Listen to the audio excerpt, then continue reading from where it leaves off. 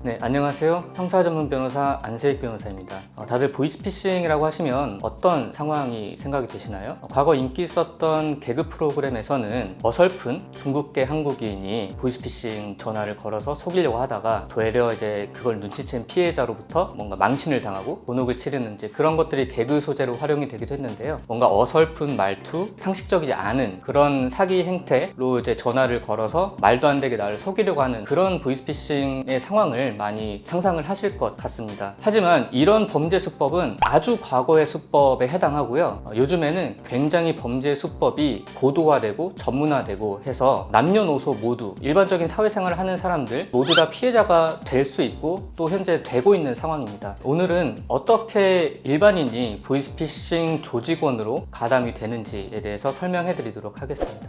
일단은 현금수거책의 경우가 있는데요. 현금수거책은 말 그대로 최종적으로 피해자로부터 현금이 든 쇼핑백을 받아서 또 다른 조직원들에게 전달해 주거나 아니면 그 돈을 100만 원씩 무통장 입금을 합니다. 그런 식으로 이제 현금수거책으로 활용이 되는 경우가 많이 있고요. 현금수거책 같은 경우는 심각한 게 뭐냐면은 이 사람들도 사실은 본인들이 보이스피싱 현금수거책으로 활용된다는 사실을 모르고 일을 하는 경우가 많은데요. 자기가 몰랐다는 것을 아무리 어필을 해도 이게 사례가 워낙 많이 있고 법리적으로는 미필적 고의라는 점이 인정이 돼가지고 실제로 유죄 판결을 받고 또 전과가 없고 이럼에도 불구하고 징역형을 곧바로 살게 되는 아주 심각한 범죄에 해당합니다. 그렇다면 어떻게 이렇게 현금 수거책으로 유입이 되느냐? 보통은 알바 사이트나 구직 사이트를 통해서 고수익 알바 혹은 어떤 채권 추심 회사 알바 이런 식으로 알바로 유입되는 경우가 많습니다. 그래서 일당을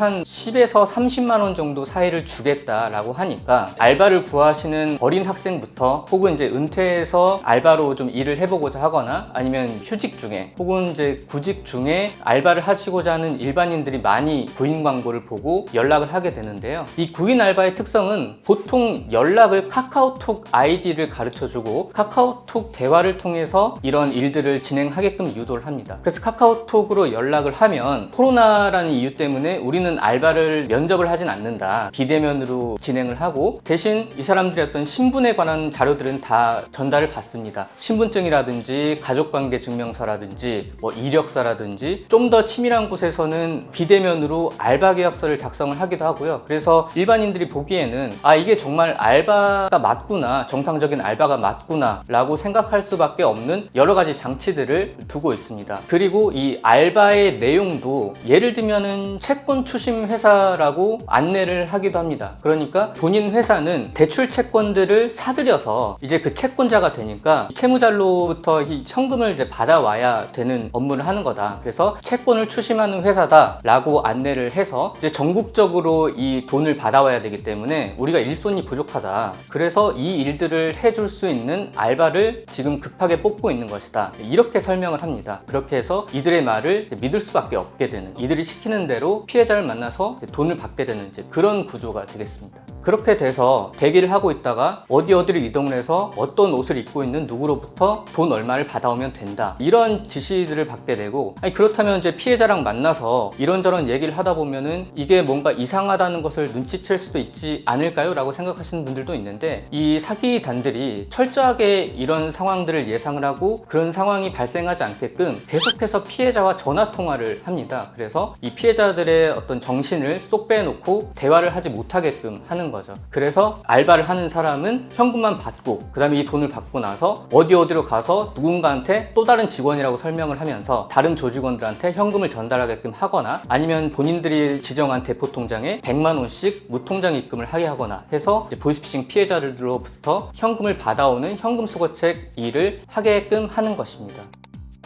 두 번째는 전달책이라고 해서 요즘 가장 문제가 되면서 사회 각계각층에서 일반적으로 일을 하고 있는 남녀노소 누구나가 많이 엮일 수 있는 일이 바로 전달책입니다. 전달책은 한마디로 얘기를 하자면은 본인의 계좌가 대포통장처럼 사용이 되는 사람들, 그렇게 해서 피해자의 피해금을 가해자들한테 전달해주는 어떤 통장의 역할을 한다라고 해서 전달책이라고 하는 것인데요. 이 사람들이 가담되는 경로는 너무나도 다양합니다. 그러니까 우리가 뭐 중고 중고 거래를 하면서 내 계좌가 사용이 될 수도 있는 거고, 대출을 받으려고 하는데 내가 이제 대출 심사를 했더니 대출은 안 나오더라. 하지만 우리가 작업 대출을 해주겠다. 그래서 작업 대출의 방법이 뭐냐? 당신의 계좌를 알려주면 우리가 입출금을 많이 해줘가지고 급여가 많고 신용이 높은 사람처럼 만들어 주겠다. 그러면은 나중에 대출금이 나올 것이다 라고 해서 그 작업 대출 용도로 돈이 입금되는 걸로 알고 있었지만은 사실은 그게 이제 보이스피싱의 피해금이라거나, 아니면은 성매매를 하는 데 있어서 우리가 좀 보증금을 받아야겠다라고 해서 보증금을 계속 보내게끔 하면서 성매매가 이루어지지 않으니까 이 환불을 받으려고 하는데, 환불금을 주겠다라고 하면서 이 사람의 이제 계좌로 이제 돈을 보내게끔 하고, 뭐 이런 과정을 통해서 환불금이 들어오는 경우도 있고요. 그리고 사설 토토 사이트를 이용을 해서 딴 돈은 자기가 돈으로 바꿔야 되니까 자기 계좌로 이제 돈을 받는데, 그 돈이 이전에 그 피해자의 돈이 흘러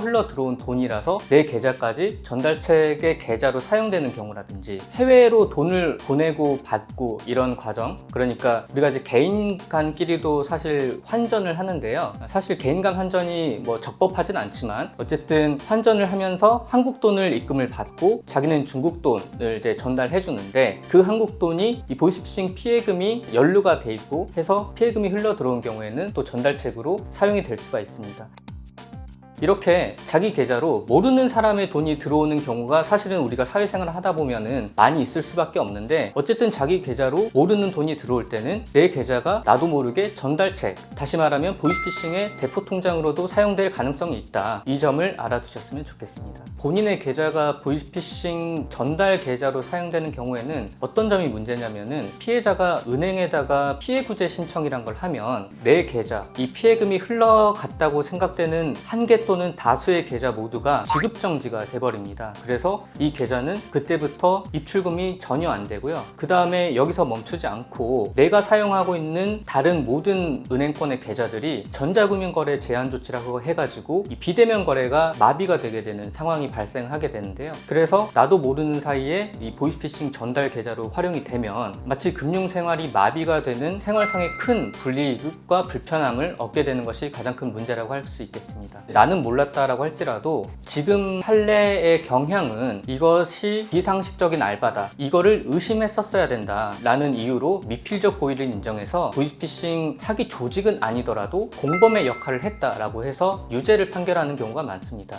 그래서 이런 경우에는 전과가 없거나 하더라도 보이스피싱 범죄에 대해서 좀 강하게 처벌하려는 요즘의 이제 세태 때문에 전과가 없고 나이가 어리더라도 징역형을 바로 선고받고 실형을 사는 경우도 다수 발생을 하고 있고요. 현금수거책이 조금이라도 처벌을 좀 가볍게 받으려면은 피해자들의 피해금을 회복시켜주고 합의를 하는 방법이 유일하다고 보시면 됩니다. 그리고 본인의 계좌가 전달 계좌, 마치 대포 통장처럼 쓰인 경우에는 일단 형사적으로는 사기 혐의를 벗어날 수 있는 가능성이 매우 높은 경우가 많습니다. 하지만 대출을 받을 목적으로 그들의 요구에 따라서 본인의 계좌와 연결된 체크카드를 송부해서 체크카드로 인해서 이 사기단들이 돈을 빼간 경우라면 카드를 이렇게 보내는 것은 전자금융거래법 위반으로 형사처벌될 여지가 있긴 합니다. 뭐 벌금 300만 원 정도가 선고가 되는 것이 보통인데요. 그래서 이제 카드를 보낸다라고 하는 것은 또 다른 범죄 행위에 해당할 수는 있기 때문에 그 점은 유의를 하셔야 될 것 같고, 그 다음에 계좌가 지급정지되고 이런 것들을 해결하시는 것은 물론 은행에서 이의제기 신청이라는 제도가 있기는 하나 그런 것으로 풀 수 있는 유형이 매우 한정적이기 때문에 이렇게 이의제기 신청으로 안 될 때는 피해자와 사이에 민사소송을 해가지고 당신이 이 피해를 보긴 했지만 내가 사기를 쳐서 본 게 아니기 때문에 내가 당신에게 이 돈을 줄 의무가 없습니다 라는 소송을 제기를 하고, 이 소송을 제기했다는 사실을 은행에 제출을 해야 이 제한들이 풀릴 수가 있는 가능성이 있기 때문에 본인이 민사소송을 통해서 해결을 해야 된다. 그래서 복잡하게 갈 수가 있다 라는 점이 있기 때문에 마찬가지로 모르는 사람으로부터 돈을 입금 받을 때는 좀 더 주의하고 좀 더 유의해서 거래를 하시길 바랍니다.